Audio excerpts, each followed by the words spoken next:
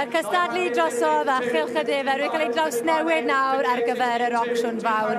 Y dorf wedi heidio yma i weld pa mor ddwfn mae bocedi'r prynwyr. Ac yma wrth ochr i mae Alwyn Rhys Caecenach Pennal, cadeirydd y ffair ia.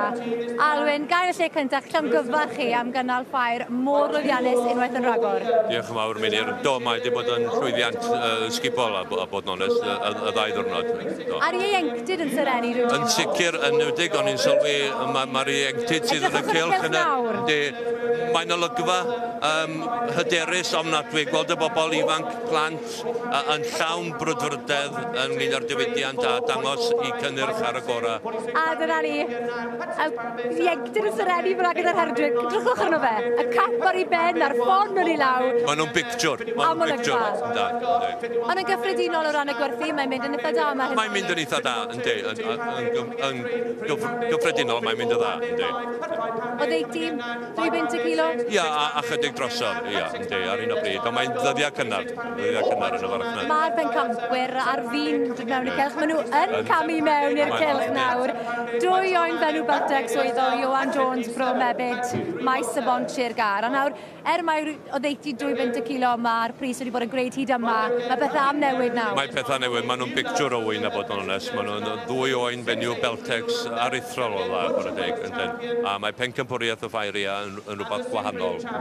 A fe allech chi, am neu bod nhw yn 2 oen Benw pur, Beltecs pur, allech chi prynu nhw i bagu wrth? Mae'n bosibl roedd crydd wyn o'r safon yma. Maen nhw'n wyn cigydd yn ogystal bod yn wyn i fynd yn ôl i gynnyrchu wyn cigydd ar ddwrnod arall. Mae'n biti ladd rein. Fysa fo'n drueni, fysa. A'r holl waith sydd wedi mynd i baratoi i fynd, a parateg, i'r arddangoswyr yma, mae'r gwaith yn arbennig.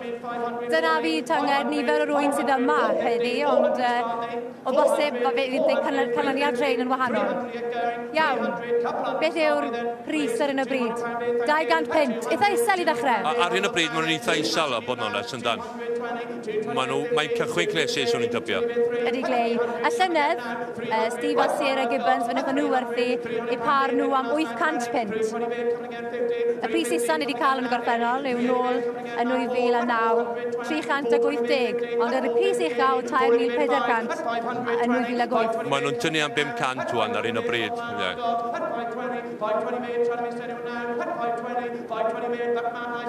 500 ag 20, mae'n edrych yn debygol bod nhw'n bwrw lawr. Mr Watkins, thank you very much. A dyna ni, Mr Watkins. O Heian Waith. Hwnnant melyn, dwi'n meddwl. Ia, mae'n edrych yn debyg iawn. A dwi'n siŵr fe fydda nhw yn mynd i fagu.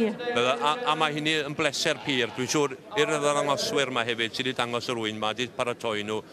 Mae cael nhw'n mynd i gynnyrchu wyn eto yn gamp o beth ydy digwyr.